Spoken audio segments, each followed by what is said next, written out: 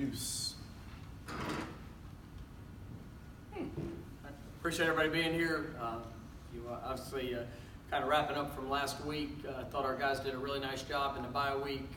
In our early preparation, we were able to get a lot of good work. We tried to keep the speed of the game throughout the week as much as possible. I thought our kids competed working to improve in each phase.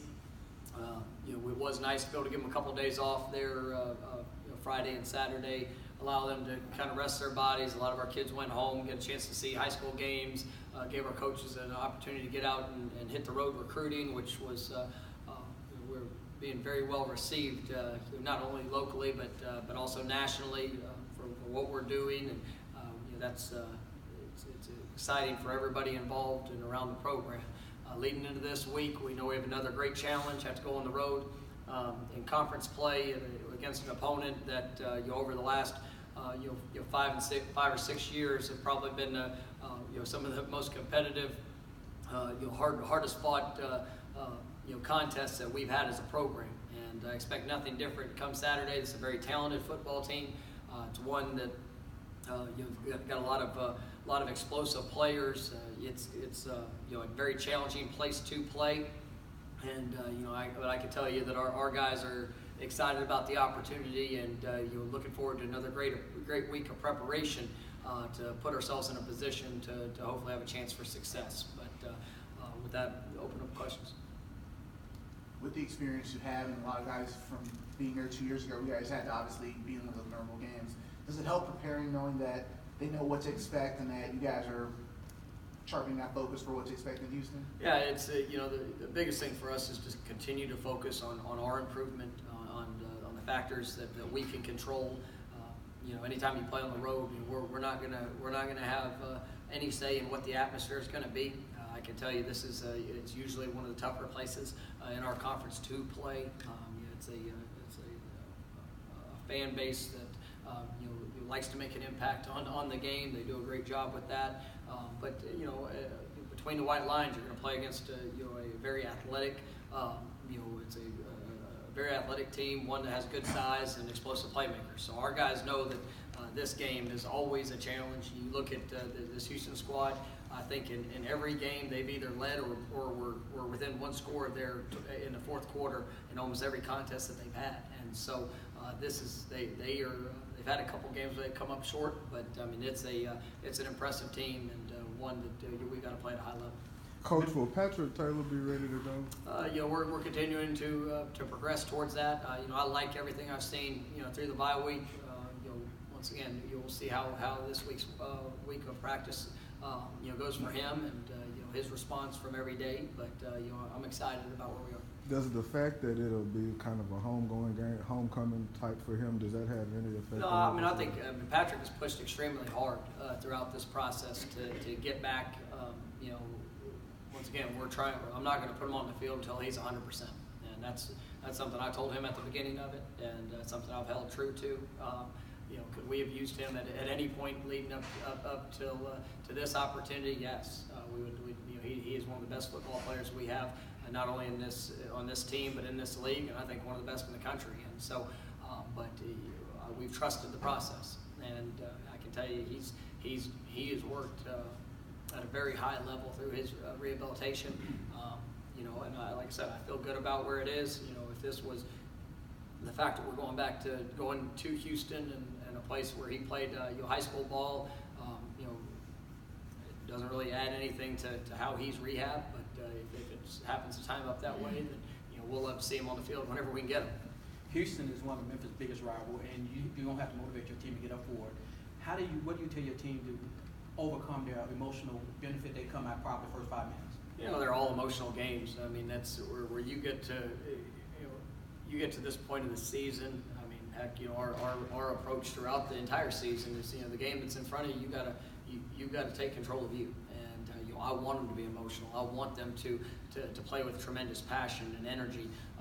You've got to maintain control in that, but you look throughout the season, we've played in a lot of big games, and this is definitely a big game for us, and it's one that we put ourselves in a position here with the last quarter of the season that every snap is meaningful. Every rep is meaningful, every practice. So our guys, it's a challenge. It's a challenge that it's really living out the same message that they've had since January. Get better.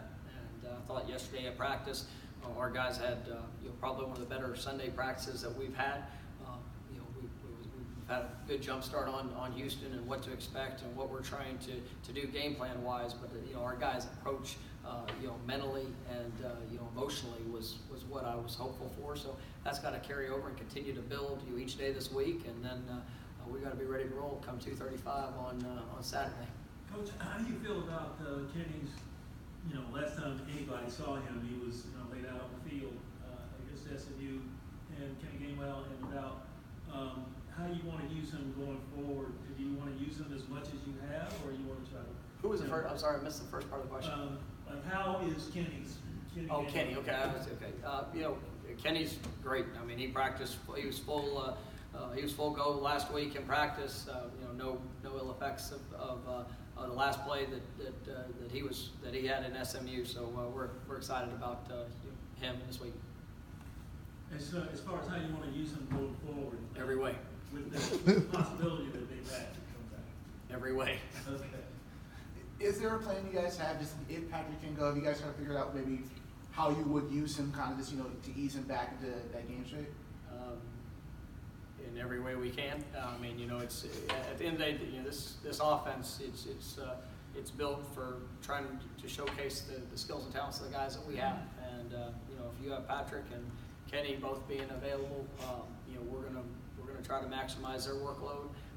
Sometimes with and without the ball in their hands. And it's the same with every receiver that we have.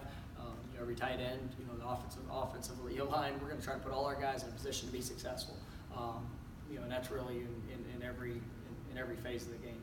So the plan isn't deviated from, say, when Claybrooks came. You guys are trying to ease him back. Would it be similar to Pat a little bit? Well, I mean, he's probably not going to play every play in the game, so we're going to play him just like we did with Chris, as many plays as he can play, and we'll see what that looks like. Hey, Coach, at the end of the year, the noise get, with the success, the noise get louder. With rumors about you, rumors about going to a certain bowl at the end of the year. What do you tell your guys to stay focused on a regular basis? Same message. I mean, we started at the start of the year, and everybody was telling us what we were going to accomplish before we did anything. And you stay focused on what you can control, and you block out all the outside influence, all the outside noise. We've had a lot of our players that were were recognized nationally. I'm proud of them. I'm proud of the work they did to be able to achieve and to get on watch lists, to win awards. I'm glad that our team is ranked, and we're continuing to rise in those. But it does nothing for us come Saturday. And you got to stay focused on your preparation and your performance. And that's I talked to the team about that extensively yesterday. And I brought up all of the outside noise that they could hear or will hear. I mean, that's part of success. On the flip side, if we weren't having success, they'd probably be hearing a lot of noise on the other way. So we're excited that it is a positive perspective of our team and the personnel, and we just got to make sure that we stay focused on the things that we control. What do you think about that positive perspective? What do you think of Clayton too? I mean, I think he's very talented. Obviously played against us last year. He's kind of thrust into action there. Mid part of this season, you could see the skill set of him throwing the football is remarkable. He can make all the throws. I think him as a runner and his running ability, he was hampered with a hamstring there for a couple of games where you didn't see him run as much, but he is very capable. And so it's a young man that's got a great future in front of him, and he can definitely hurt you. I wanted to ask about, you're talking about the positive perspective. Since you were on the road recruiting, you said that a lot of people got to see that game against SMU. And when you walk in now with the M on your chest and everything, just what is that like when the recruits see you? Yeah, I mean, it's recognition, brand recognition, facial recognition. Obviously, those are all great things. And the fact that when people see that Memphis logo, I mean, they couple success with that, and that's something that when you're a young playmaker, whether you're in high school ranks, junior college ranks, you're looking for the right fit, and that's what we truly recruit to. Fit and family, and when they're able to see that showcased on a national stage, they can see themselves being a part of it. And the success that we're having with the individuals within our program, everybody wants to emulate that success for themselves. And so it's been great on the road recruiting. The caliber of players that we've been able to get on campus that are really taking a strong look at Memphis and what we're building here. And it's at an all-time high. So I'm excited about where we are. We don't have the only negatives. We don't have just a ton of spots to recruit. We're still such a young team in so many areas that we don't have a whole lot of spots left to fill. But the reception's incredible. How do you continue to find diamonds in the rough year after year after year continually? You work at it. I think one of the most critical factors in having success in collegiate football is evaluation. And I don't spend a whole lot of time looking at stars. I don't spend a whole lot of time surfing the web to try to see what other people think are the right players. We're trying to identify the guys that are right fit for us. And what we do offensively, defensively, and special teams, it is unique, and we go out there and we try to build the relationships. We find young men that have a specific skill set that fits what we do schematically, and even more than that, just the type of young men that we're trying to bring into the program. And then you try to showcase their skills. You develop them. You obviously demand a lot of them on and off the field, and then when you get an opportunity for them to go out there and play between the white lines, success usually occurs because it's just the way we do all those little things. How much different is this Houston offense from last year? It's different. They'll mix tempos. Their run game is really good and tough to prepare for. They are.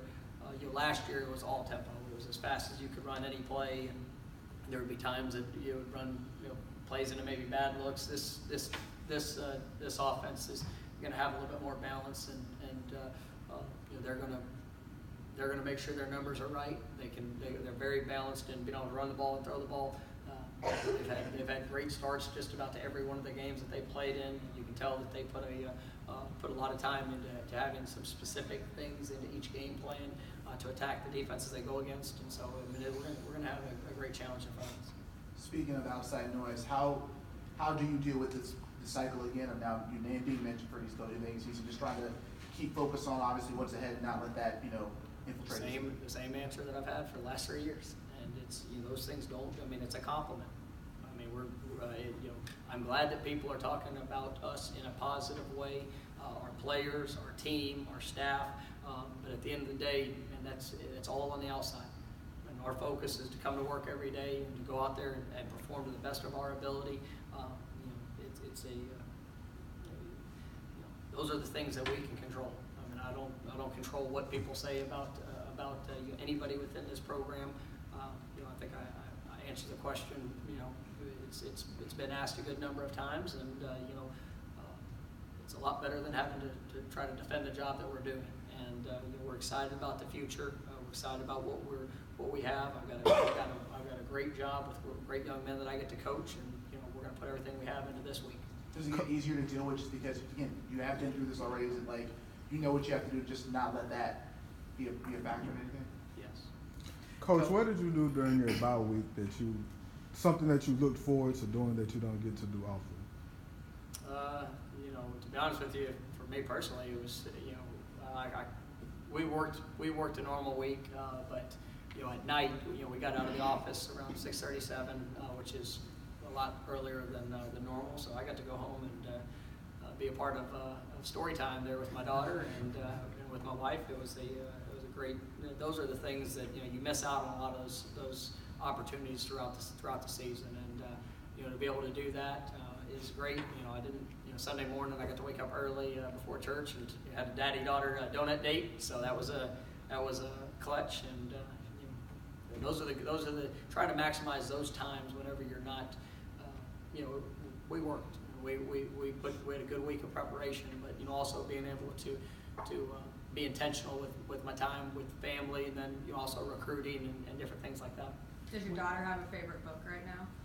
Oh, she's got a lot of favorite books. If you can ask me what the name of them are, I don't know. I read them, but I don't know. She had a special one, and it was actually, I think it was I Love Daddy, and it was about a squirrel. There was two squirrels that were going through the story of the kid and the dad, and she wanted me to read that one, so I appreciated that. Any update on injuries other than regular bumps and bruises, or everybody pretty much healthy considering the time of season? Yeah, pretty much the guys that, most of the guys were back and rolling last week. I think Sanchez, we'll see. I mean, with Sanchez, we're going to look at it, how he practiced a little bit yesterday. Hopeful that that's getting closer. But we'll see how that goes through the week. Okay. All right, thanks, guys. Thank you. Thank you, Coach.